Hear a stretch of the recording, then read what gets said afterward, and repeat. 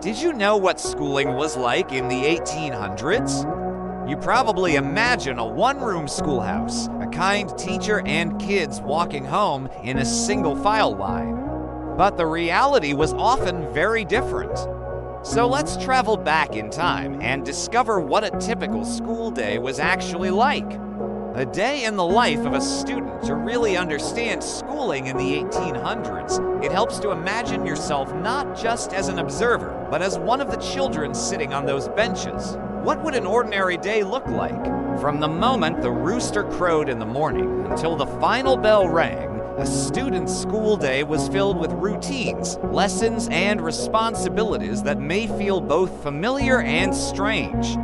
The morning journey, your day begins before sunrise. The fire in the hearth at home has dwindled and the air in the house is cold. After a quick breakfast, perhaps cornmeal mush or bread with a little butter, you grab your slate, your chalk, and maybe a textbook, tucking them into a small satchel. The walk to school might be a mile or two, sometimes more. In winter, snow crunches beneath your feet. In spring, you cross muddy paths, careful not to slip. If you're lucky, you walk alongside siblings or neighbors. For many children, the walk itself was an education, learning to read the weather, follow paths, and help younger children along the way. Arrival at the schoolhouse, by the time you arrive, smoke is curling from the chimney. The teacher has likely arrived early to light the fire. Inside, you stamp snow or mud off your shoes, hang your coat on a peg, and find a seat. The benches are hard, with no backs. If you're small, your feet dangle above the floor. There is no assigned seating, but older students usually sit toward the back, younger ones up front. Everyone sits quietly until the teacher calls for order. Then the work begins. Recitations and readings. The teacher, usually a stern but well-meaning woman or man in his 20s or 30s, stands by a large desk. The first part of the morning is given over to reciting. You start with the alphabet, then move on to multiplication tables, days of the week, months of the year, and other facts deemed important by your state's curriculum. You repeat these until you have them memorized. This is not the time for daydreaming. If someone gets an answer wrong, the teacher may call on them again until they get it right. Or if a student is slow to recite, they might be given a swat with a wooden ruler or a switch, a small flexible rod made from a willow tree branch. When all the answers are fresh in everyone's mind, the class moves on to reading. You might read passages from a book or a newspaper, taking turns with other students. Sometimes you read aloud, sometimes silently, while the teacher walks among the desks, peering over shoulders to ensure everyone is on task. Writing practice. After reading, it's time for writing practice. You take your slate and chalk, clean them off, and write out sentences dictated by the teacher. Because slates are expensive, you may share one with another student. If you make a mistake, you must rub the slate clean and start over. Writing on a slate also means there is no keepsake of your fine penmanship, unless perhaps you take a piece of chalk and draw a picture. Even if you finish early, don't stop. You might be called upon to write additional sentences, or you could copy something from the blackboard. A short break as the morning progresses. The fire in the stove might begin to dwindle, but there isn't time to add wood to the fire. So the students do their best to keep warm. It can get so cold that some students will bring a small hearth with them to warm their hands over the flame. Eventually, though, it's time for a break. While the smaller students might only get 5 or 10 minutes, the older ones may get 15. Once outside, you run and play until the bell rings. Some games you might play include hide and seek, leapfrog, or red rover. Often you'll play until you hear the bell, then line up and go back inside without much time to spare. More lessons and more reciting after the break. You settle back in. Lessons in the afternoon often focus on religious texts, moral instruction, geography, or history. If you brought a textbook, this is when you open it and read aloud, again with the emphasis on rote memorization. Other lessons involve hearing the teacher read from a book or the newspaper. The teacher might also use object lessons, bringing in an object to examine. Then ask questions about it to see if the students are paying attention. Seated exercises toward the end of the day, the pace slows. The teacher might call for seated exercises, which means standing up and stretching your legs and arms out to the sides while remaining in your seat.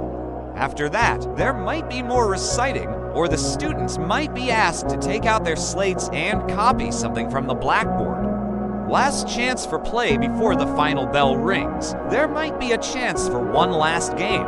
You and your classmates might sing songs or tell stories or jokes. Someone might pull an elaborate prank.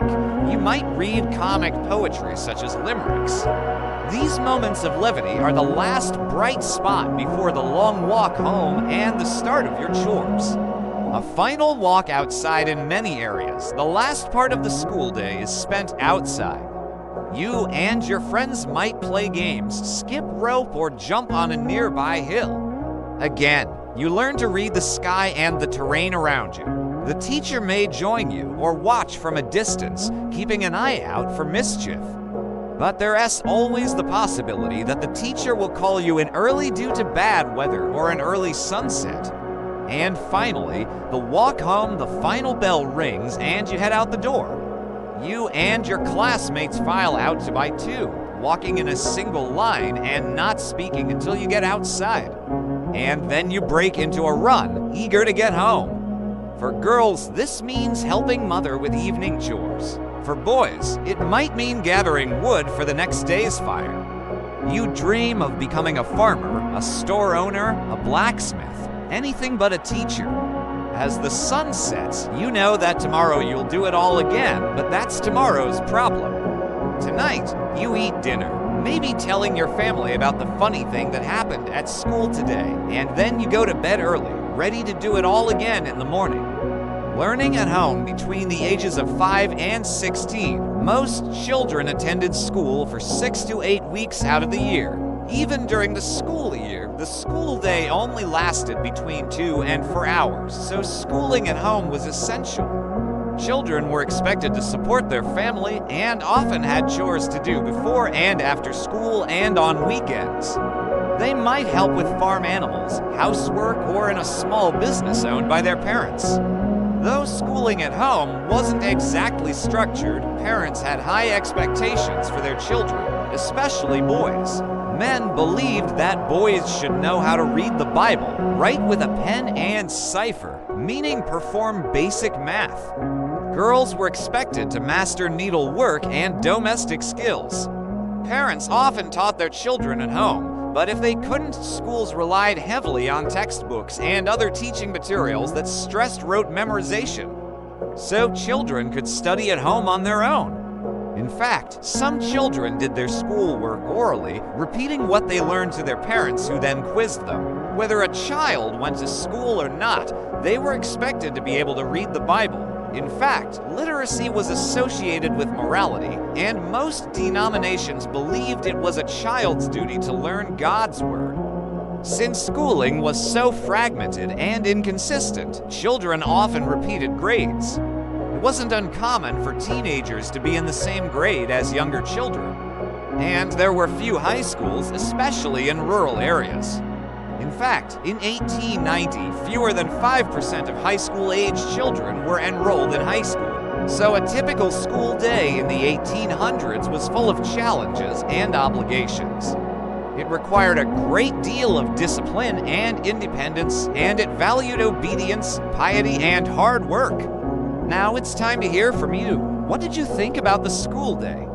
Let us know in the comments below, and don't forget to subscribe for more videos. One-room schoolhouse. It's easy to imagine the typical modern classroom, rows upon rows of desks, 30 or more kids, a teacher at the front of the room talking to them all at once. But it wasn't that long ago that most rural schools were very different. Picture a single large room heated by a pot-bellied stove in the corner.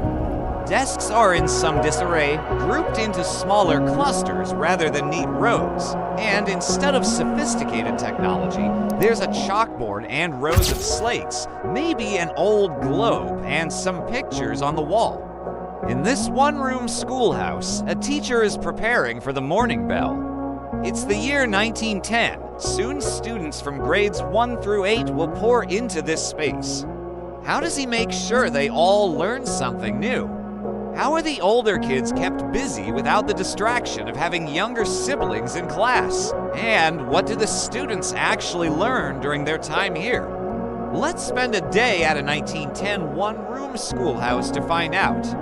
The morning bell rings and our teacher, Mr. Clayton, takes his place at his desk at the front of the room. His students start filing in, 8 boys and 14 girls. The youngest ones walk hand in hand with an older student buddy to make sure they do end run around the room while the teacher is still settling in.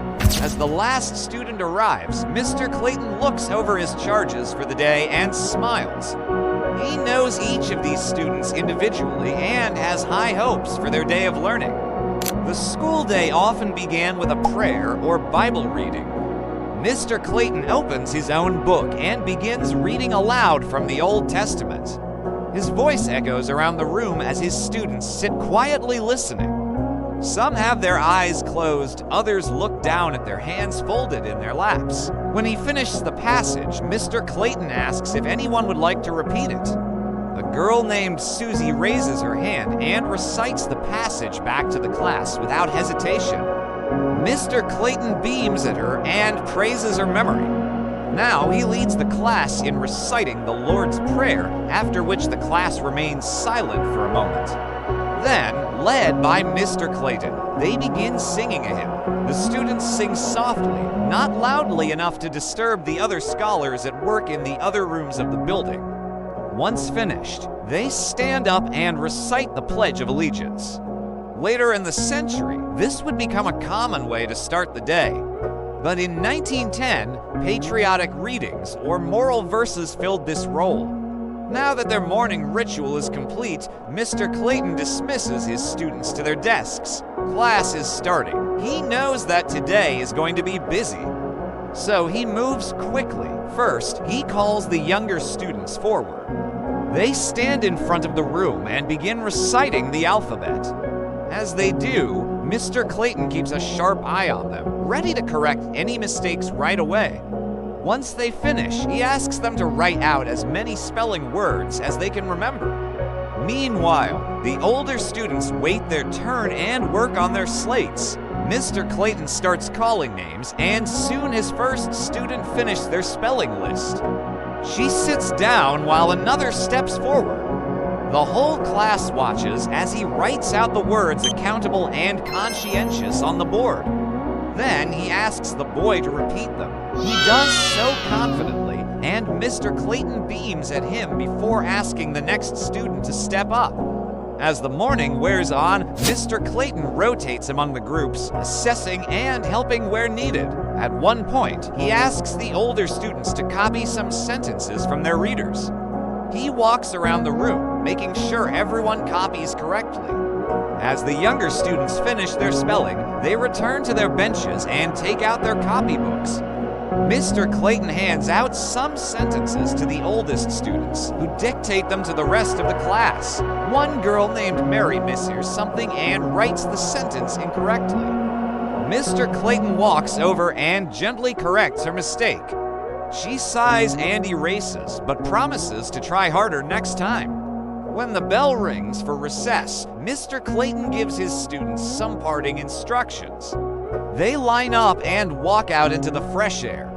With the students outside playing, Mr. Clayton takes a break to warm up some stew on his small wood-burning stove in the corner. Before long, the bell rings again and the students return to class. In the afternoon, Mr. Clayton works with the whole class on their reading.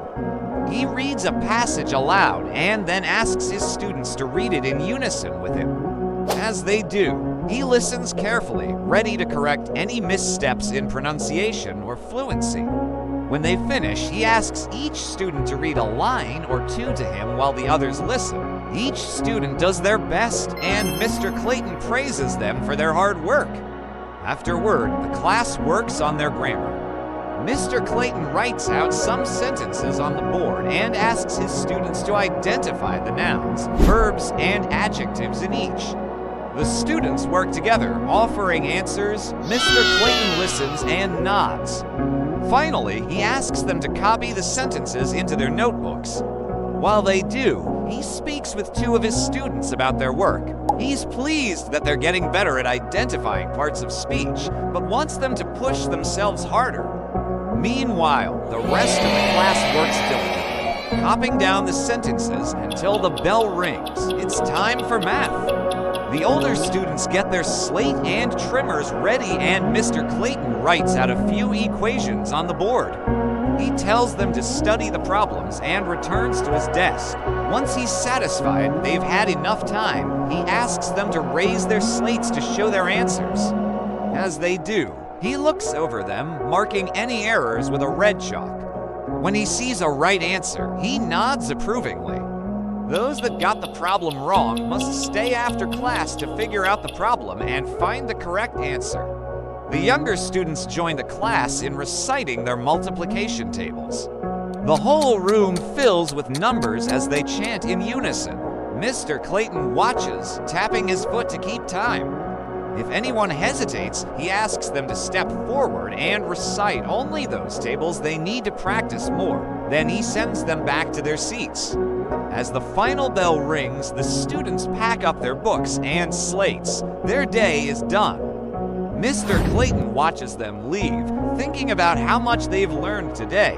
As the room empties, he cleans up his desk. Another day of teaching is over, but he knows tomorrow will bring new challenges and opportunities to shape young minds. Life in a one-room schoolhouse was not without its challenges. The wide range of ages among the students made it difficult for a single teacher to meet the needs of everyone in the room. However, the close community of the one-room schoolhouse helped overcome these difficulties. Students of all ages could learn from each other, and the sense of shared responsibility helped create a positive learning environment. The one-room schoolhouse may have been a simpler time, but the values of hard work, discipline, and community continue to resonate today. What do you think? Would you have liked to attend a one-room schoolhouse? Let us know in the comments below. And remember to like and subscribe for more educational videos. Thanks for watching One Room Schoolhouse Part 2. Now that you've arrived at school, it's time to learn all about the one-room schoolhouse experience. We'll start with what a typical day was like for students sitting in those old wooden desks. Then we'll look at how teachers managed such a big challenge, educating kids of so many different ages. And finally, you'll see how these schools changed over time. Morning, when the bell rings and you walk through the door, you see rows upon rows of desks, each holding a chair with a flat back and a seat that can be pulled up to accommodate the right height student. All the desks are arranged in neat lines facing forward. There isn't a desk for every child, so some have to share. Some bigger kids might even have to sit with the little ones, and you'd better mind your manners when they do. You aren't allowed to talk much during the day. Talking is reserved for the times when everyone is lined up outside waiting to go inside, or after class when you get to chat with your friends. That will be later. Right now, it's time to get to work. Your teacher says a prayer and then gives an assignment. Older students might work on fractions, while the first graders practice the alphabet. As you work, you hear the younger kids reading their primers, the Dick and Jane books, and the higher grades reciting their multiplication tables. Every few minutes, the teacher walks around the room, helping anyone who has a question. Occasionally, someone needs help with a particularly difficult problem, so the teacher will stop by and solve it right then and there. After half an hour, everyone switches assignments. Now the first graders trace letters in their primer while you return to your sums and long divisions. The morning passes quickly between recitations and written exercises. But now it's time for a short break. Lunch and recess around midday. The children had a short break. You pull out whatever food you've brought from home. Maybe bread and cheese, a boiled egg, or an apple. There's no cafeteria, No hot lunch, just what your family can spare. After eating, there is time to play outside. Games vary by region and season. Tag, marbles, and hoop rolling with sticks and wheels were popular. In winter, children might have snowball fights or slide on icy patches. For many, recess was the highlight of the day, a rare chance to run, shout, and laugh before returning to the strict order of the classroom. Afternoon lessons, the afternoon often brought more advanced subjects. Older students studied geography, tracing rivers and mountain ranges on a map. Others worked on writing, carefully copying lines into their copybooks. In some schools, singing lessons or recitations of patriotic speeches added variety. At times, students read aloud stories from McGuffey readers, while the teacher emphasized the moral lessons embedded in the text. When the final bell rang, you gathered your books and raced home across the fields. If you lived close enough to school, you might even walk back with a friend or sibling. It was hard to slow down after a day of constant activity. Once home, chores awaited, but you couldn't wait to tell your family about your day. Maybe your baby brother or sister could come along next time to see what school was like. For thousands of years, people have debated whether it's best to teach kids of different ages together or separately. Today, most countries have chosen separate classrooms, but this wasn't always the case. In fact, for most of American history, one-room schoolhouses were the norm. This type of school had several advantages. In rural areas where families were far apart, children had to walk long distances to get to school. So it made sense to combine all the local kids in one place. Plus, older students could help the younger ones, which meant that teachers didn't need to spend as much time supervising. One big disadvantage, though, was that students got distracted helping or playing with kids in other grades. To combat this, schools tried everything from assigning older kids to monitor younger ones to putting them in separate corners of the room. Still, distractions were inevitable. There were many challenges for teachers. How do you plan lessons that work for kids in first grade and 8th grade? How do you keep track of 60 students? And how do you ensure the older kids don't get bored or cause trouble? Well, teachers rose to meet the challenge. They spent hours planning lessons that taught the basics to everyone while still offering enrichment to the older students. Think about it like a TV show. A good episode entertains kids while also teaching them something. That same idea applies here. Take math. The whole class can work on basic addition, but the 4th graders can also review fractions. While Miss Smith works with the 3rd graders on division, she can listen to the 2nd graders reading aloud their new spelling words. This way, students of all ages feel challenged and engaged. Of course, students could get bored and cause trouble if they didn't have enough work, so teachers did their best to make sure everyone stayed busy. Older students helped younger ones with their work, sang songs, recited poems, or wrote on the chalkboard while the teacher assisted others. This kept the class running smoothly and ensured that all the students benefited from the shared learning environment. Over time, one-room schoolhouses evolved to better serve their communities. At first, schools had very few supplies. Children often brought their own slate boards to write on, and they shared textbooks, if there were any. Later, schools started purchasing books so every child could have one. These included readers, spellers, and Bibles. By the 1830s, some schools even had blackboards. This innovation made lessons more engaging and interactive. It also freed students from the distraction of copying the teacher's writing. Unfortunately, even with these improvements, one-room schoolhouses eventually became too overcrowded and outdated to effectively educate the nation's children. Many rural districts simply couldn't afford the materials needed for advanced study. As states began to mandate compulsory education, more resources went into building new brick schoolhouses with multiple rooms. Separate classrooms meant that teachers could specialize in certain age groups and develop more engaging lesson plans. Most importantly, students no longer had to walk miles to get to school. Thanks to new transportation systems like buses, children could attend school closer to home. Over time, these changes led to the decline of the one-room schoolhouse. As a result, today only 10% of schools still use this model. However, it remains an important part of American history and a reminder of the dedication and creativity of our earliest teachers. You just learned about a typical day at a one-room schoolhouse. Now it's time to check your understanding. What was a major benefit of attending a one-room schoolhouse? All the students had the same teacher. B. Students of different ages could learn together. C. Teachers didn't need to work very hard. D. Younger students could get extra help. When you attended school in a one-room schoolhouse, you would probably bring your own supplies. Which of these items would be most useful for learning in a one-room schoolhouse?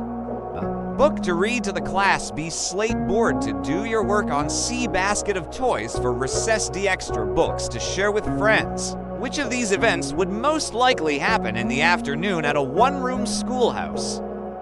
Eating lunch with your classmates. B. Playing tag during recess. C. Reading a story to the class. D. Reciting the multiplication tables. What was one reason that one-room schoolhouses eventually disappeared? They were too crowded and outdated. B. Families moved away from rural areas. C. Children started taking school buses. D. Teachers didn't get paid very much. It's time to put your knowledge to the test with an awesome quiz. Head to the website below to learn more about one-room schoolhouses. You can even try the quiz out for yourself. Thanks for watching. If you enjoyed this video, subscribe for more fun educational content. Do you think it's hard being a teacher today? Just consider this. If you taught a one-room schoolhouse in the 1800s, your students would range in age from 5 to 16 years old with maybe 40 or more in your classroom. Some would be eager to learn, but others would be tired from long days of farm work or housework.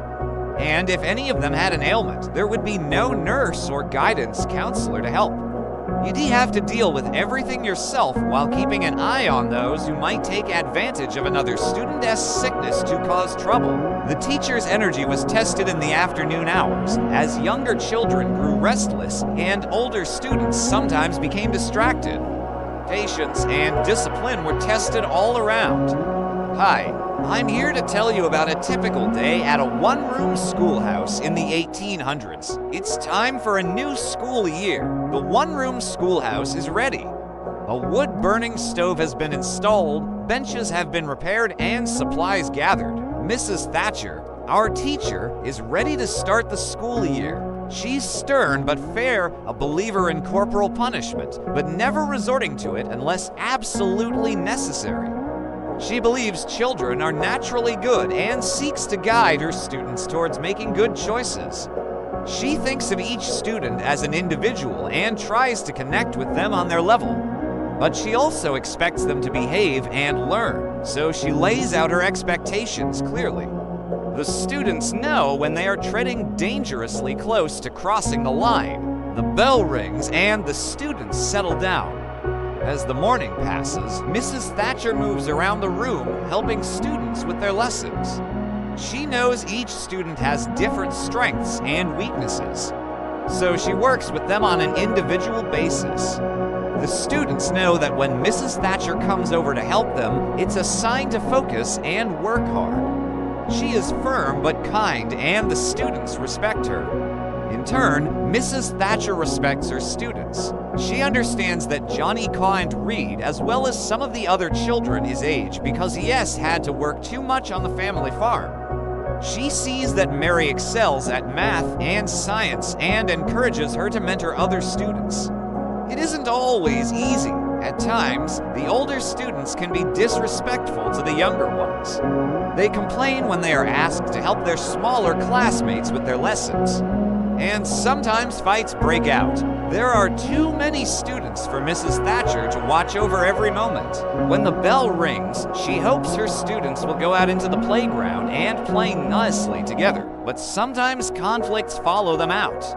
Sometimes a student arrives late to class, having completed his chores first or having overslept. A Occasionally, a student stays home because of an illness, though usually they come to school no matter what.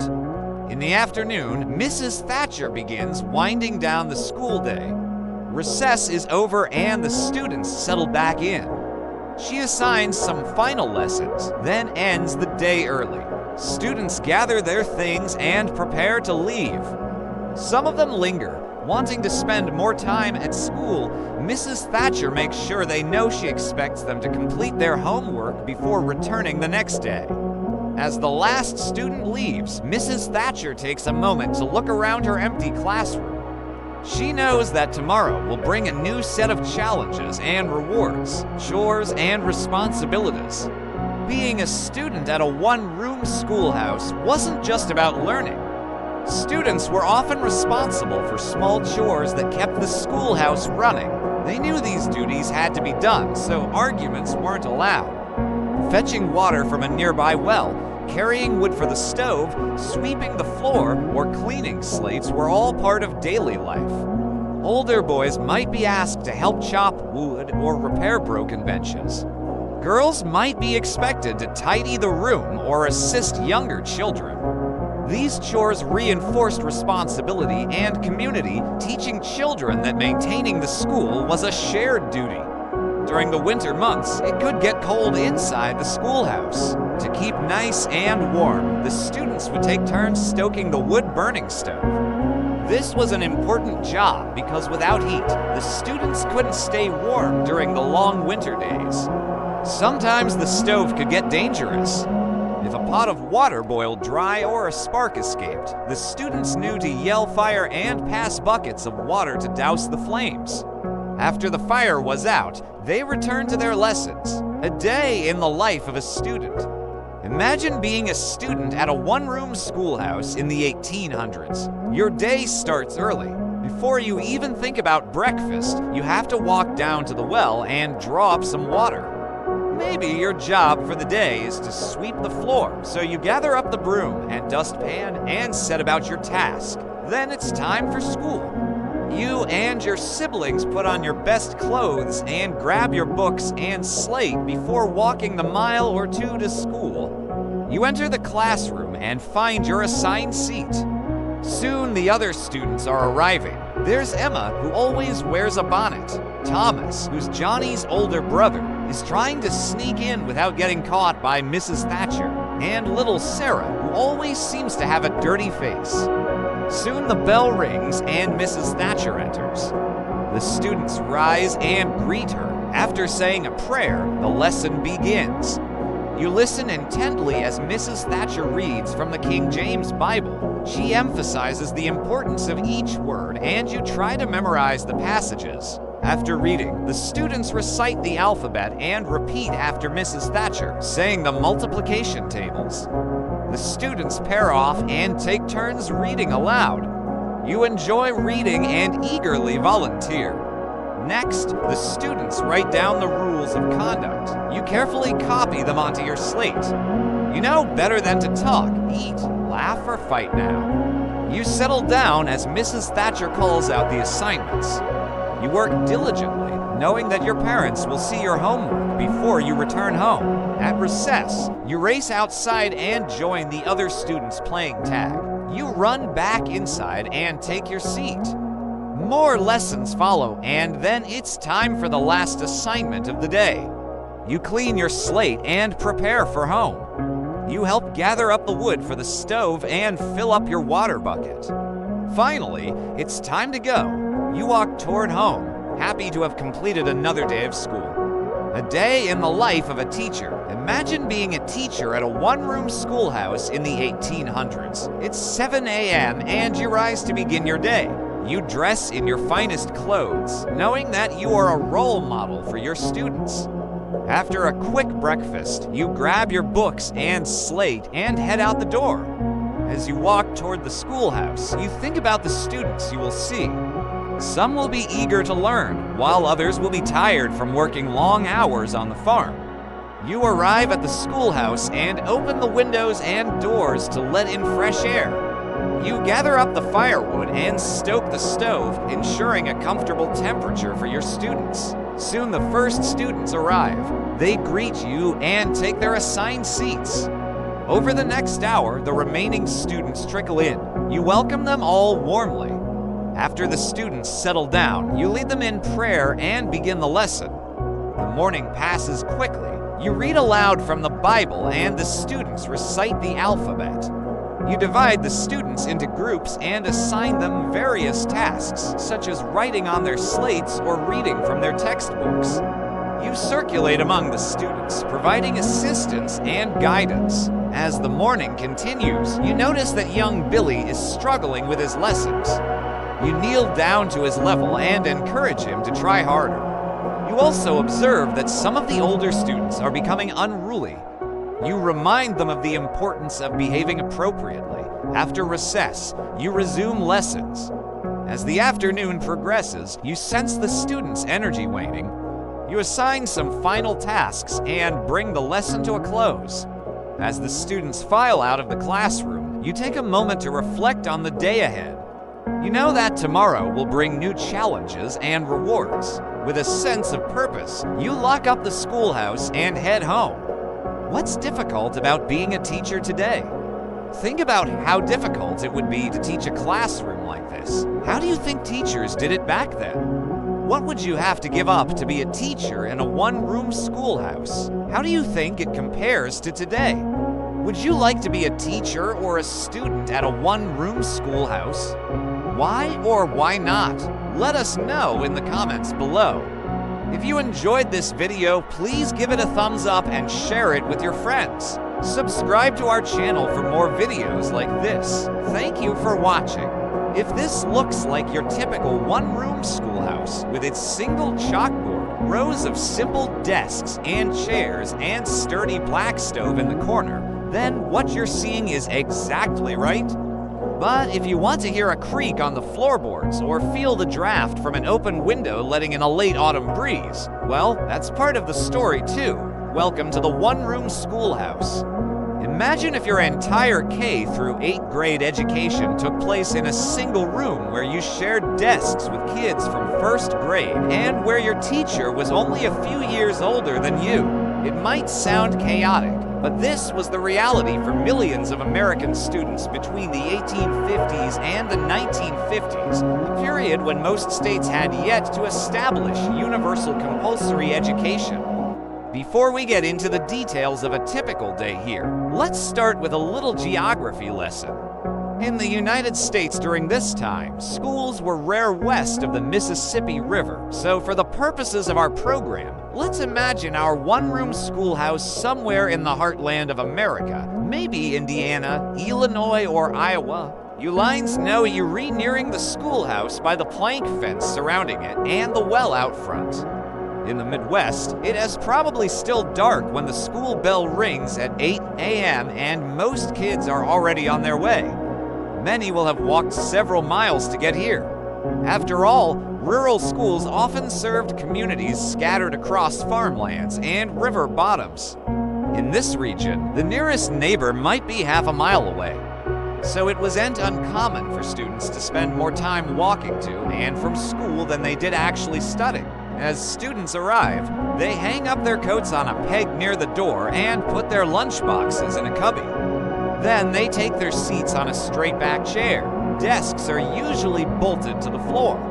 And if you ask any student, they'll tell you the hardest thing about school isn't spelling or fractions. It's sitting still for hours at a time. The teacher, meanwhile, has already stoked the pot-bellied stove in preparation for the morning's recitation. Classes begin with a prayer and the Pledge of Allegiance, followed by Bible readings and a hymn or two. One of the hallmarks of the one-room schoolhouse is that while the students come from Protestant families, the curriculum is non-sectarian. Teachers were required to be neutral on matters of religion. So Catholics and members of other faiths are welcome to recite the prayer of their choice or opt out altogether without fear of reprisal. After the ritualistic start, it's on to reading, writing, and arithmetic.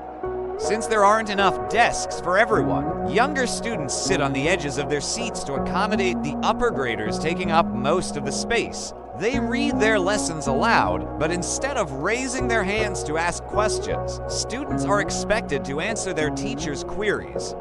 If you don't know the answer, it can be embarrassing to stand up and admit it. But being wrong carries a penalty of extra work. So most students have strong incentives to pay close attention.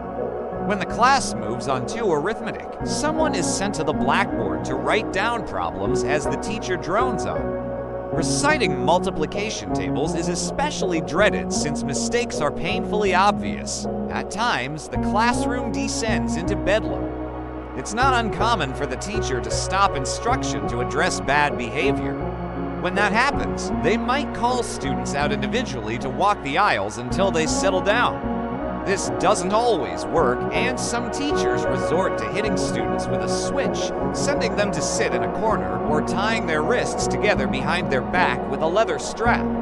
Girls are typically sent to the principal's office, which may or may not exist. Boys are usually disciplined within the classroom. By mid-morning, everyone is ready for a break. Recess lasts 15 minutes and allows students to burn off energy before settling down again for the afternoon S lessons. Younger kids might play hopscotch or Red Rover, while older students head out to the yard to play kickball or softball. There's usually some competition with neighboring schools, and students take their games seriously. After all, it's not every day they get to show off their stuff. Back in the classroom, the afternoon begins with more rote memorization of scripture and patriotic songs. The teacher stresses the importance of being good citizens and fulfilling one's civic duty. Next comes spelling and grammar. Here the teacher pairs off older students to help younger ones struggling to read. The one-room schoolhouse was designed to maximize the talents of its oldest students, who were not only helping others learn to read, but also getting a bit of extra practice themselves. Plus, having responsibility for another student motivated older kids to improve their own skills so they wouldn't fall behind. A typical day ends around 4 p.m., although rural schools might dismiss early to allow students to attend to livestock or help with harvest. As the afternoon light faded, the teacher called the final recitations. Students packed up their slates and books, brushed off chalk dust, and prepared for the walk home. Before leaving, the day often ended as it began with a prayer, hymn, or verse. The journey home could be long, but for many children, there was no rest. Chores awaited, tending animals, cooking, cleaning, or working in fields. Homework was rare, but practicing reading or writing at home was encouraged if the family owned books. A long, demanding day by the time a student went to bed, their body was weary. Yet, even the simplest lesson learned at school was a step forward toward literacy, opportunity, and independence. For families who had known generations of illiteracy, the ability to send a child to school represented hope for a brighter future. At dinner, parents inquire about their child's day, asking if they've memorized their times tables and whether they've learned anything new. A stern look and firm handshake are the usual greeting for Johnny, who forgot his multiplication tables. But Susie, who can now write her name, gets a hug and congratulations from her mother. Over the course of the day, a student like Susie would have studied all the basics of reading, writing, and arithmetic. While a Johnny might have mastered these fundamentals, he also would have been drilled on history, geography, grammar, and spelling. In the one-room schoolhouse, there simply wasn't enough time to specialize. So every student was well-rounded, albeit at a very basic level. And what about recess? How important was that time outside the classroom? It was essential. Not only did it allow kids to blow off steam, but it was also a crucial part of their social education. The playground was a place where students learned how to interact with others, how to negotiate games and equipment, and how to resolve conflicts. It was a microcosm of the larger community, a place where rules were established and enforced, and cooperation was necessary to ensure everyone's needs were met. More than just lessons for students, the school day was about far more than spelling words or arithmetic. It was about learning discipline, contributing to community, and building character. It was about memorizing not just facts, but values obedience, respect, and perseverance. Through daily recitations of scripture, patriotic songs, and calls for good citizenship, students were imbued with a sense of morality and duty that would serve them throughout their lives. While this sounds quite rigid, it wasn't unusual for students to develop close relationships with their teachers. After all, most teachers lived in the same communities they taught. They attended church socials and helped organize events for the local Grange. They knew their students not just as learners, but as individuals facing challenges at home or trying out for the baseball team. And it wasn't all rote memorization and harsh discipline. Students enjoyed sharing news from the outside world and telling jokes to their friends. When Valentine's Day rolled around, kids brought treats to trade with classmates. And when the school year ended with a party, students looked back fondly on the year's events and celebrated their own progress. It is tempting to think of the one-room schoolhouse as a simpler time when life was less complicated and technology hadn't taken over. But for the millions of children who attended school in this setting, it was far from easy. The benches were hard, the slates unforgiving, and the lessons sometimes tedious. Even so, it was an experience that stayed with them for the rest of their lives. Through friendships formed, lessons learned, and the sheer tenacity required to master the 3 Rs, students gained a sense of accomplishment that carried over into adulthood. The one-room schoolhouse was the foundation of their personal growth and the bedrock of their communities. It gave them the tools they needed to succeed in life and instilled in them a sense of civic duty that would keep their communities thriving for generations to come. Though one-room schoolhouses were disappearing by the 1950s, some remained in operation through the end of the century. And today, many of these historic buildings have been restored and turned into museums. So if you ever see one, go inside. Run your hand along the worn floorboards. Imagine the ghosts of children past reciting their lessons by the light of a kerosene lamp. When you do, you'll understand why millions of Americans still revere the one-room schoolhouse.